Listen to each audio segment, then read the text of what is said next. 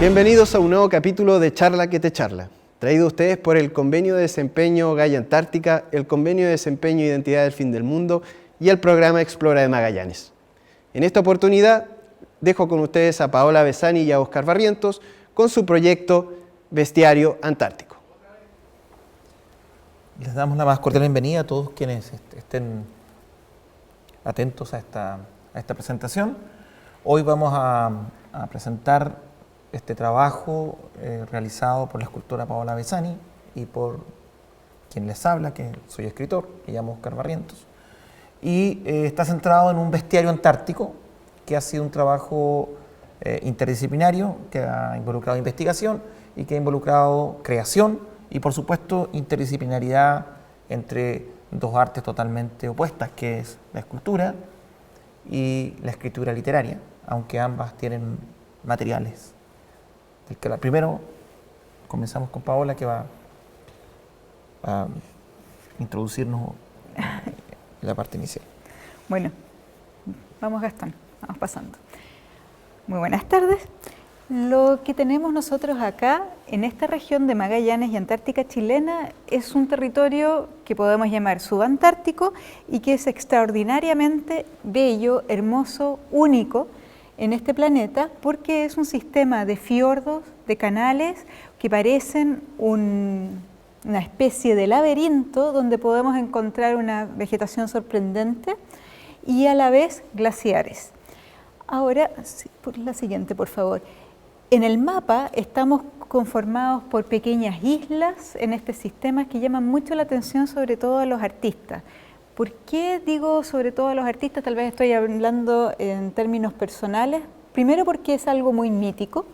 Si nosotros miramos el mapa, esto parece un verdadero laberinto y como laberinto guarda secretos y como tal resulta atractivo.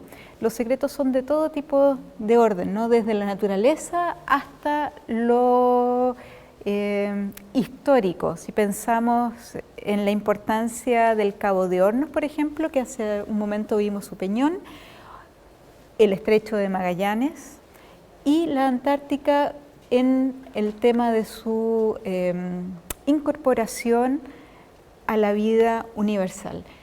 La Antártica que estamos viendo aquí en el mapa, su extremo más cercano al continente, está separada de Chile solamente a 1000 kilómetros del extremo sur de Sudamérica. Esas son las islas Shetland del Sur, donde hay una gran profusión de bases de distintos países. Quisiera hablar un poco, para introducir nuestra fascinación por la Antártica, un poco en qué consiste y qué es lo que podemos encontrar en la Antártica, y sobre todo cuál es la relación con Chile. La relación de Chile con la Antártica pasa necesariamente a través de la región de Magallanes. ¿Por qué? Porque somos puerto. E históricamente nosotros hemos tenido una relación. La primera ocupación de la Antártica, tal vez formal, tiene que ver con una actividad comercial, una ballenera instalada en la isla Decepción, en la isla Decepción a principios del siglo XX. Hay otro evento importante que pone a Chile tal vez en el concierto internacional con respecto a la Antártica y es el rescate de la tripulación de Shackleton en 1916. Y eso lo quisiera señalar como un hito que también tiene un reflejo en la ciudad de Punta Arenas, donde hay varios lugares donde Shackleton estuvo y generó todo este plan de acción. El rescate por la Armada de Chile lo hizo el piloto Luis Pardo Villalón en un acto heroico. Quisiera tal vez destacar que en todos los años que siguieron después de la Primera Guerra Mundial, Magallanes es una zona importante en términos de puerto y la Antártica sigue siendo también un bastión donde los países en el concierto internacional empiezan a tener un gran interés. Y es así que Pedro Aguirre Cerda, presidente de Chile en 1940, emite un decreto designando el territorio que llamaría Antártico chileno, una reclamación de territorio sobre la Antártica, que es un continente que por estar descubierto tal vez más al final de las eras de lo que conocemos como historia, todavía los países no tienen ahí ocupación. Pensemos que es un continente que, si bien es cierto, tiene una larga historia, de hecho en alguna vez fue verde, tuvo vegetación, luego se separó del continente americano, y tiene eso maravilloso y que nos puede llamar muchísimo la atención. Nosotros llegamos a Pedro Aguirre Cerda, que dice: Chile está cerca, Chile necesita estar en la Antártica, cuando ya habían varios países que estaban interviniendo ahí. Luego pasan 7 años hasta que Chile decide, bajo la presidencia de Gabriel González Videla, construir la primera base antártica en la primera expedición antártica chilena.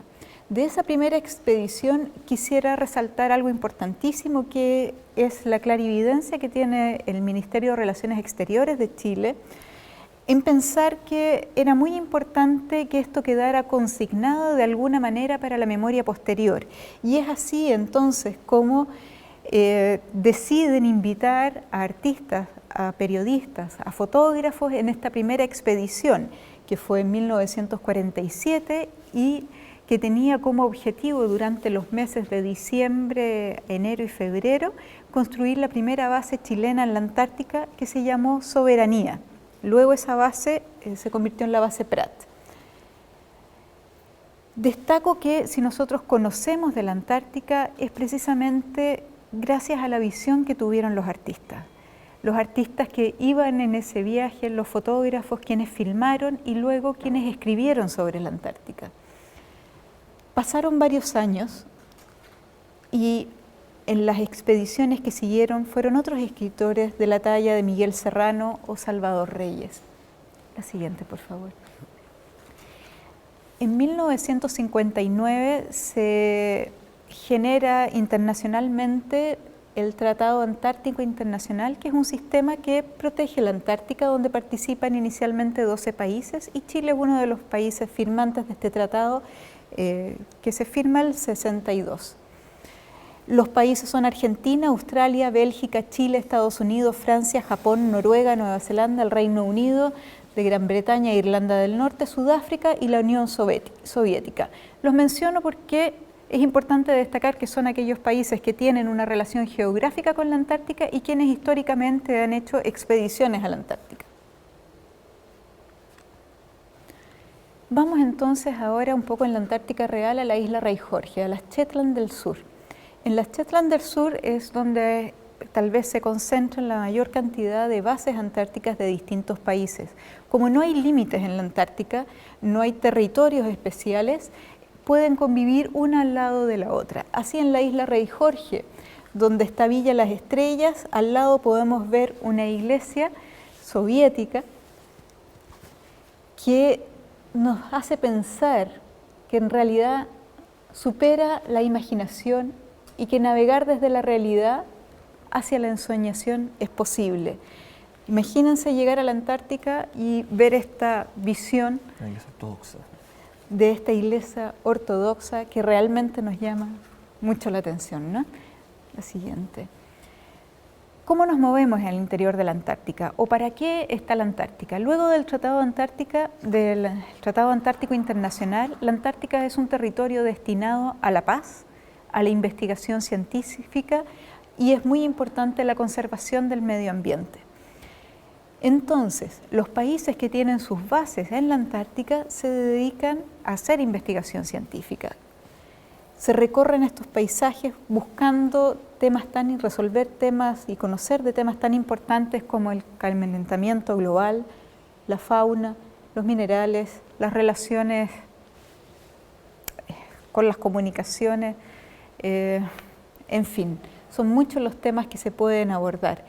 Y se hace, como se mueve en el interior de la Antártica, en barco generalmente, ¿no? Lo que vemos en esta foto es el Aquiles, ahí está en la isla Decepción, y también hay turismo en la Antártica, que es muy potente, donde vemos este pequeño velero que contrasta tanto con este gran barco. La isla Decepción fue una ballenera, y como es una isla volcánica, en algún minuto hubo una erupción a finales de los años 60, de donde esta base fue prácticamente destruida. Esta base fue originalmente, yo digo base porque fue originalmente una estación ballenera y luego una base inglesa. Esos son los fuelles de Neptuno. La isla Decepción es una isla volcánica que es prácticamente una herradura. Más paisajes de la Antártica que realmente tocan profundamente en la relación y en los contrastes, tanto del clima como de las imágenes. Los hielos y la fuerza del viento, la inclemencia en los mares, las montañas. Si bien la Antártica es un continente gigantesco, en la parte en la que nos movemos más, tal vez con mayor facilidad, que es en las Shetland del sur y el continente en la península, siempre los hielos permanentes y eternos causan una gran impresión, no solamente por su cantidad, sino que también por su tamaño. La siguiente, por favor. La siguiente. Al recorrer podemos encontrar incluso bases como esta que es en su interior, un refugio, este es un refugio argentino donde dejan alimentos para quien pudiera necesitarlo y llegar de emergencia. La fe siempre está presente, esto es en la base Prat, la base chilena Prat. Acá tenemos un mapa de la Antártica donde quisiera destacar, están las reclamaciones territoriales, está en este lugar otro tema que es importante, los 1000 kilómetros que separan el continente de la Antártica. Vean ustedes el tamaño de la Antártica, es bastante considerable, aunque es una convención, si lo viéramos en realidad sería aún más grande. Este es el sector que hemos estado viendo hasta ahora, que son las Shetland del sur, esta es la península, y luego vamos hacia el interior de la Antártica, más o menos en este sector de acá, a 1000 kilómetros del polo sur, donde está ubicado el glaciar Unión, que es la última base que se ha activado el año pasado para hacer investigación científica y es conocida como ILAYA, una base de penetración militar conjunta destinada a la ciencia. La siguiente. Esto está al interior de la Antártica en una gran explanada de hielos. El sol que está acá, esta foto está tomada en diciembre, por lo tanto los días no hay noche, es solamente día y el sol da la vuelta arriba de la cabeza, lo que es impactante, ¿no? Cómo podemos llegar a perder la noción del tiempo. Este es un grupo de geólogos que estaba haciendo investigación basados desde el glaciar Unión. Y ahora con este barco de juguete nos vamos a la ensoñación y a los mitos, donde le voy a dar el pase a Óscar para que nos cuente un poco más cómo se dio esta investigación, qué es lo que quisimos buscar y dónde partimos. Ya, una vez que un poco Paola nos ha introducido en la Antártica real, con todo lo que motiva al ojo del viajero, y en este caso al ojo del artista, acá tenemos nos implicó en alguna medida involucrarnos en las cartas náuticas de la antigüedad, en los portulanos, en las esféricas, en todo ese tipo de construcciones antiguas. Lo que tenemos ahí es prácticamente la cosmovisión griega de la Antártica. Los griegos utilizaban la idea de la osa mayor y la osa menor. La osa mayor estaba ligada a la ninfa Calisto, el hijo Arcas estaba ligado a la osa menor, osa de menor tamaño. Esas dos constelaciones marcaban lo que ellos llamaban el Árticos y en su contrario el Antárticos. Varias veces Aristóteles se refirió en su Meteorológica a la idea que existiendo una masa importante septentrional, existía también una masa meridional en el otro extremo, aunque es Platón, en el Timeo, que introduce el concepto de antípoda, primero que todo, ¿ya? Ese que vemos ahí es un mapa de Ptolomeo del siglo II después de Cristo. Los mapas tenían una extraña conjunción entre mitología y los conocimientos geográficos del momento. Esos seres que vemos arriba son los vientos, que soplan sobre las embarcaciones. Cada viento tiene un nombre. Y ya estos mapas fueron cambiando, hay muchísimos. Este es el de Ptolomeo, que fue muy importante. Había mapas que colocaban incluso a Jerusalén en el centro. Es decir, fueron cambiando con el paso del tiempo. El caso de este mapa son el nacimiento o el auge posterior de los llamados portulanos, ¿ya? Que son los mapas que hicieron posible la brújula, pero muy posterior, a partir del siglo XIII. Este es el cuestionado mapa de Piri Reis. Digo cuestionado porque se ha dudado en muchas ocasiones de su autenticidad. Piri Reis era un almirante otomano que hereda este mapa producto de información que provenía tanto de Colón, de información que provenía de los árabes, de información que provenía de los paradigmas tolemaicos, y de fuentes ibéricas, por cierto. Saca un par de mapas portugueses. Y en este mapa algunos han creído advertir Tierra del Fuego, la Antártica, a pesar que el Amazonas está dibujado 2 veces. Y hay quienes sostienen que es un fraude, otros dicen que es un mapa producto de un conjunto de coincidencias, es de 1513. Pero es un documento que se encuentra inscrito en piel de gacela. Y, por supuesto, este es el mapa de Gerhard Kremer, más conocido como Mercator. Él es el padre de la cartografía, moderna por lo menos. Se le llama Mercator porque el nombre está latinizado. Él inventa el método de proyección cartográfica. Y este es el Planiferio de él, ¿no? De 1587. Una vez que nos sumergimos un poco en cómo se concebían los mapas de la antigüedad, nos toca un poco sumergirnos en cómo estaban representados tanto navíos, seres y seres humanos. Cuando ya está instalado el concepto de la tierra incógnita, ¿no? Que es el lugar meridional, donde estaría supuestamente el último lugar de la Tierra. Este que vemos acá es una figura preciosa en realidad. Es un grabado del siglo XV, donde se cuenta la historia de San Brandán.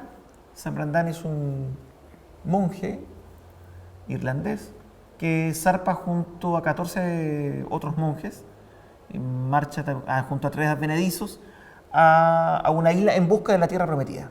¿Ya? Él recorre una geografía confusa y llega a una isla que según durante mucho tiempo se creyó que era Terranova, otros dicen que eran las Canarias, otros pocos sostienen que se trataba de las Islas Faroes. Ofician la misa en esa isla y se dan cuenta que es una ballena, ¿no? Entonces esta es una de las imágenes que aparecen en las cartas náuticas. Esta imagen se conserva en Nueva York.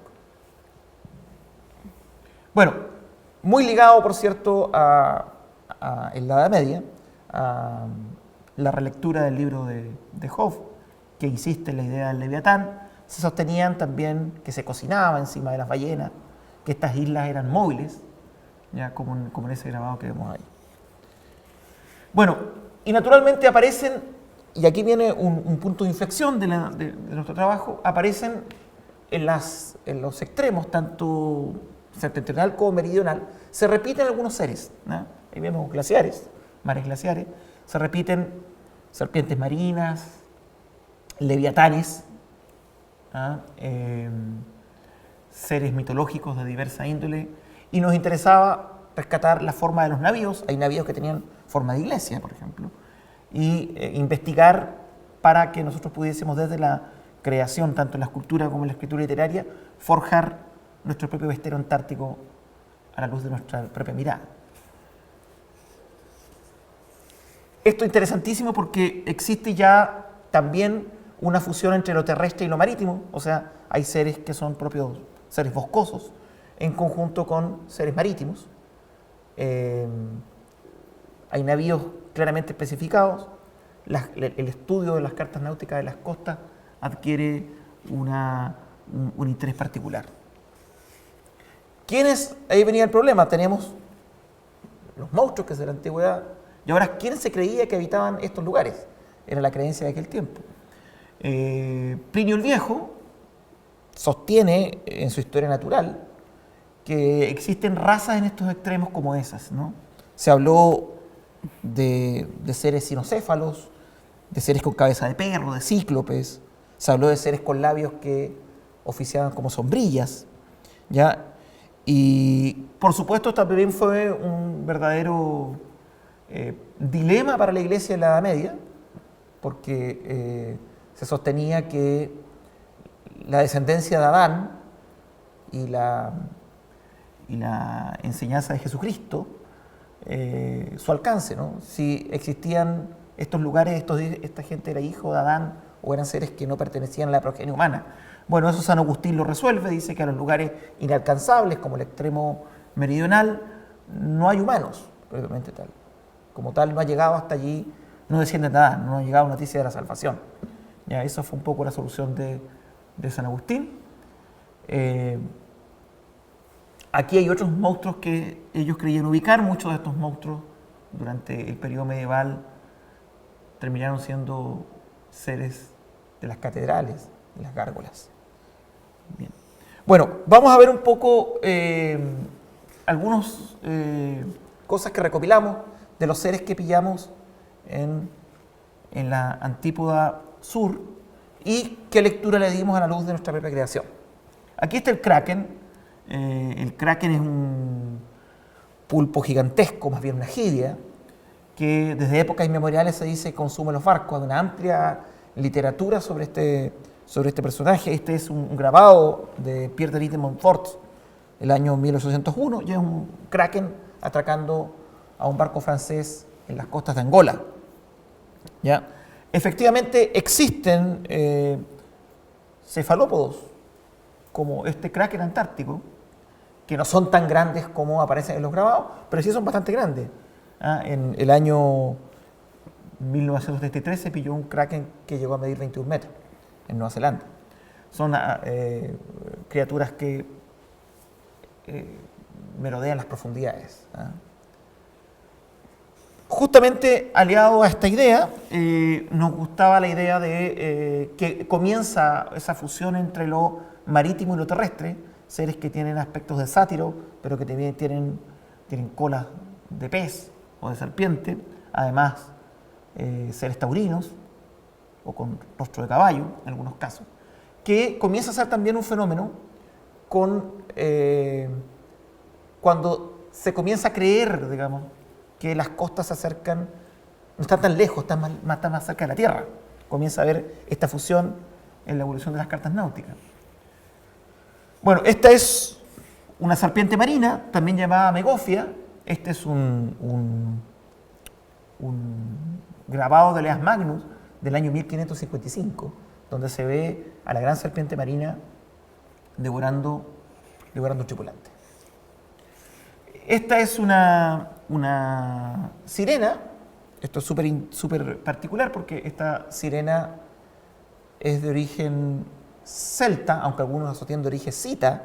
El hecho es que lo tomó mucho el mundo nórdico, el extremo septentrional, y aparece de nuevo en las cartas náuticas en el extremo sur. Es una sirena que es hija de un hada con un rey. Al parecer esta sirena, los padres de esta sirena pactan que esta mujer viva sola durante al menos su formación. El padre rompe este pacto, va a ver a su creciente hija. Ella, como tiene poderes de hada, maldice al padre, queda encerrado en una isla. El hecho es que pasó durante muchos siglos como en algunas iconografías, incluso como personaje de algunas iglesias. Mostraban a Melusina, algunos la miraban como una mujer emancipada y otros la miraban como una mujer castigadora, porque también tiene una historia de amor con un príncipe chipriota. Ahí aparece una representación de grabado y la toma Starbucks finalmente como símbolo de la pasión finalmente y de la gente que ama el café y los libros, ¿no? Ese es un personaje también mucho más contemporáneo, el Ningen, es un personaje que está reactualizado por los balleneros japoneses, que van tanto al extremo ártico como antártico. Es una especie de mono de nieve, es un demonio que merodea las profundidades y que de repente aparece. Ningen quiere decir en japonés humano. Y esta es la Virgen de los Hielos, el ser etéreo y protector al cual la expedición en el frágil bote de Shackleton eleva sus oraciones en medio de la desolación. Bueno, finalmente los bramadores. Estos seres que están arriba son vientos. Los vientos tienen diversos nombres. Boreas, Éolo, Yevant, Jaloj, Williwow. Y los vientos se les llama bramadores, sopladores o aulladores, ¿ya? Y se distinguen en diferentes partes del globo. Los vientos antárticos, por ejemplo, también tienen su denominación, ¿ya? Y aquí habría como un esquema fundamental. Bueno, ahora pasamos entonces a, luego de esta introducción de qué es lo que fue la investigación, cómo llegamos primero con la sorpresa de lo que es la Antártica, luego con la historia y cómo empezamos a trabajar, cómo empezamos a buscar esta fusión. A partir de estos personajes que fuimos trabajando y encontrando, empezamos a pensar que no solamente eran estas representaciones en las cartas una decoración, sino que tenían un sentido más profundo. Y en la búsqueda de ese sentido más profundo empezamos a ver la interpretación que podíamos entregarle a eso. Entonces, bueno, primero partimos desde dibujos, pensando un poco en las ideas. Vamos con la siguiente, por favor. A llegar a hechos más concretos. Si pensamos que hay una abstracción en las esculturas, decimos, bueno, acá ¿qué llegamos? Y esto, de todo lo que investigamos y buscamos, tal vez lo puedes leer tú. Sí, claro. Está más acá. Ahí, el primero, ese. Ahí vamos. Navío posapocalíptico. Es su velamen el origen de la especie. De esta manera, todo navío que atraviesa la inmensidad antártica incluye en su bitácora los rituales de la fundación. Observemos este barco que lleva como vela la advertencia de la fertilidad, flameando en su tosudez ventosa y en el crujir de los hielos. De eso se trata. Ni siquiera en el continente de la soledad se puede evitar que la certeza de la reproducción doblegue finalmente el desierto frío y meridional. Entonces, si nosotros miramos la escultura, vemos el vacío, pero también vemos a la vez este mapa donde hay una especie de dibujo que recuerda a la Shetland del sur, decimos, es el ansia por el descubrir, pero también es este descubrir que es fertilizante, no solamente de la imaginación, sino que también del espíritu. Vamos con el siguiente. Barco como cetáceo. El navío con cuerpo de cetáceo. Melville, en sus páginas inmortales, habla de que a la voz del vigía, frágiles chalupas se arrojaban sobre leviatanes dentados, donde el timonel ordenaba una secuencia de cuerdas y arpones.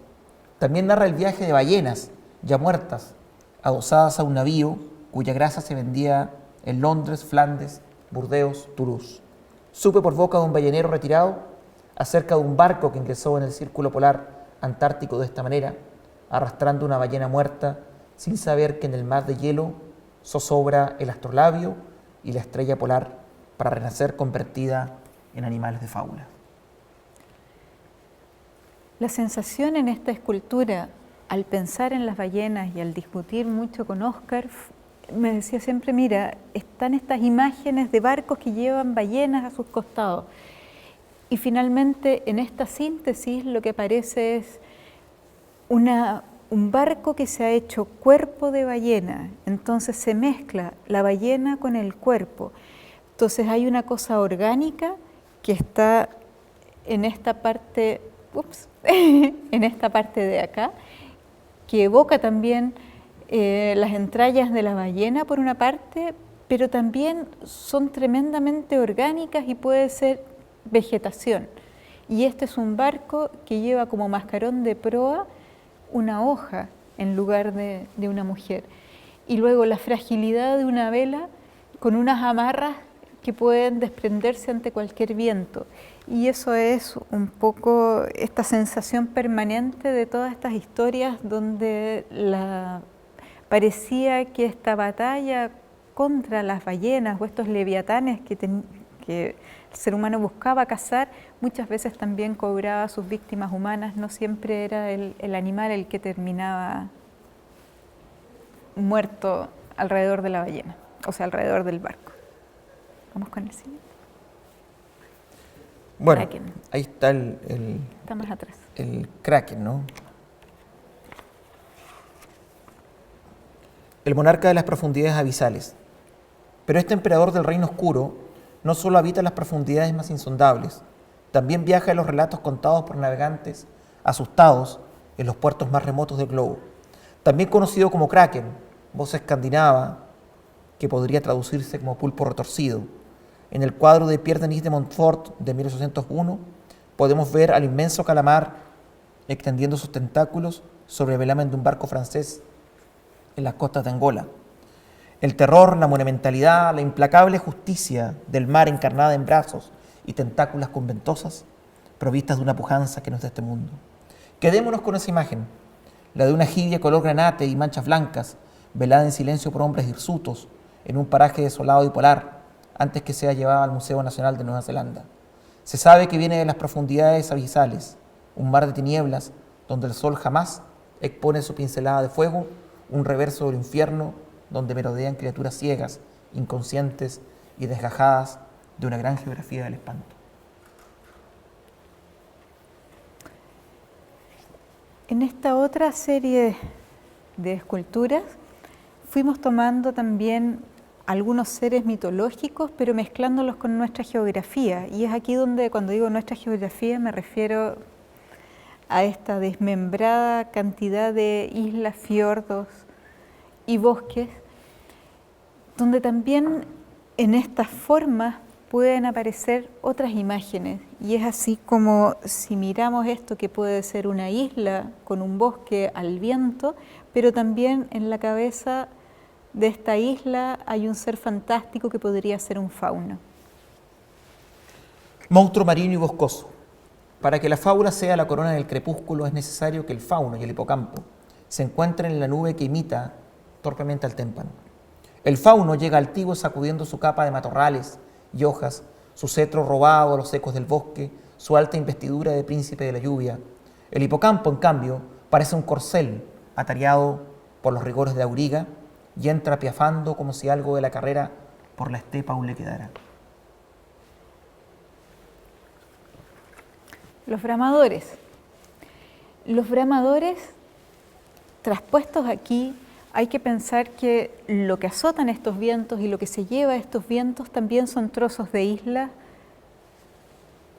son hojas al viento, es un mapa.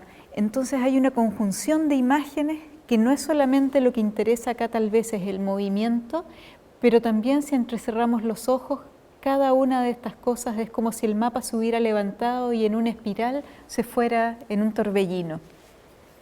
Tormenta blanca. Willy Wow, Pantonero, Éolo, Llevant, Alicios, Galerna, Mediodía, Gregal, Jaloc, Levech, Poniente, Simún, Abrego, Siroco, Pampero, Cuda, así se llaman los vientos.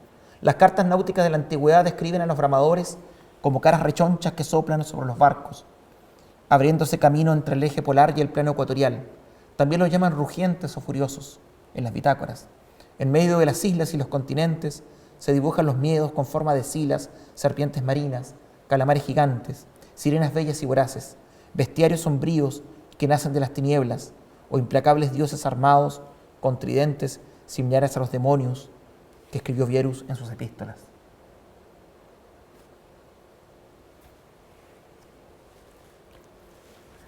Navío con velamen aéreo. Cuentas quienes lo vieron y escucharon en los tiempos donde el trueno era solo un grito, que un madero ingresó en el océano Antártico llevando consigo todo lo boscoso arrebatado al árbol. No creas que la geografía de la sombra es ilimitada, que siempre extravía su lucero en la galaxia de la desesperación, se decía a sí mismo, enarbolando su emblema en medio de los icebergs, mientras la sal marina moldeaba su quilla, pero la singladura no siempre es un poema sinfónico, y a veces apela a los salmos de la agonía.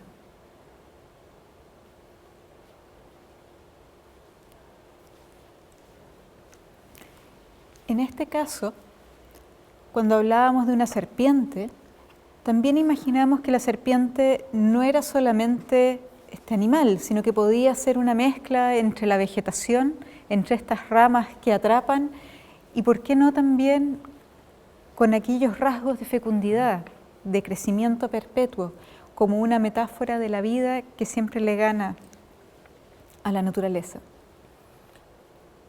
El arte de imprimir el fuego del pavor a los manuales de zoología es tan antiguo como el asombro primigenio ante la aparición del relámpago.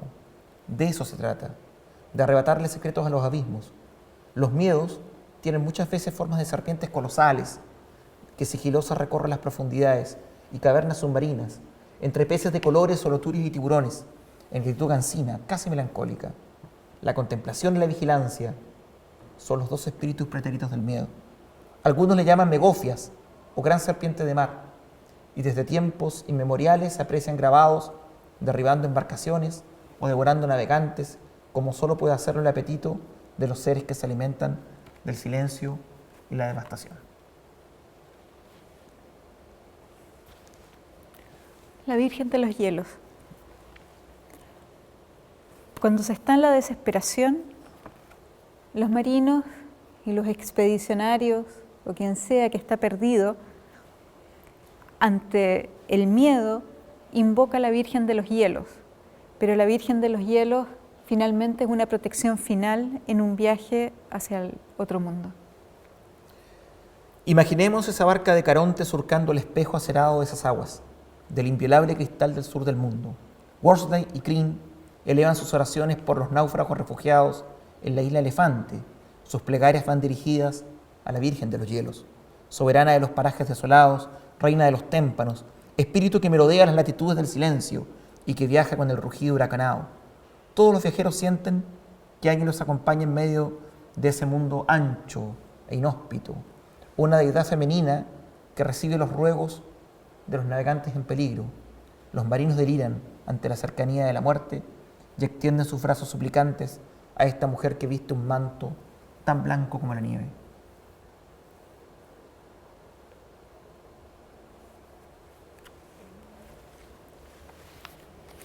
El navío geográfico. ¿Qué puede ser si es que uno navega, pero navega con el mapa grabado en la piel? Un barco que corta, un barco tal vez como este, que es una mezcla entre lo femenino y acogedor y protector del vientre del barco, y con lo masculino que corta como quillas las aguas de los canales y de los mares insondables. Navío geográfico. Gastados cronicones, bitácoras perdidas y alegorías custodiadas por los símbolos de la muerte concluyen que un navío geográfico es, o debiera ser, lo siguiente. 1. Un cetáceo que incorporó los equipajes y vegetales en su travesía por los mares innombrados, a la manera de un vigía que usa su pupila como lente y hace de su recuerdo el acopio de las edades. 2. Un navío fantasmal, construido por un dios antojadizo y aburrido, que jugando en la bañera con un barquito de papel le fue agregando madera y épica, luego islas y archipiélagos, hasta que sus velas se convirtieron en el mapa donde los exploradores extravían sus brújulas, y los buzos rezan la plegaria de los náufragos trágicos, ofrendando sus escafandras. 3. Una postal de un país que no existe y que de tanto mirarle ingresa en tu alma, a la manera de un mundo que flotaba antes que existiera el olvido.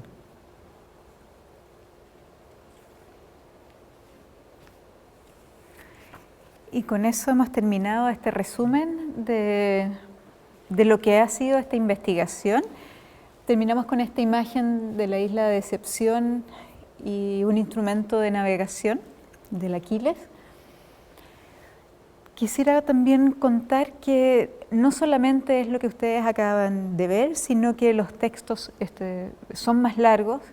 Hay una introducción también a modo de ensayo, un poco de lo que hemos tratado de resumir en esta presentación, Y las esculturas no son solamente las que se han visto acá, sino que hay un conjunto de obras mucho mayor, porque el tema resultó ser muy inagotable, nos produjo realmente una gran fascinación y las alternativas eran múltiples, al pensar que cada ser que íbamos tomando era finalmente una metáfora de algo más, donde la fragilidad, los miedos de los seres humanos, la muerte como presencia, como gran manto que cubre estos temores a lo desconocido, podían ser finalmente representados de múltiples formas.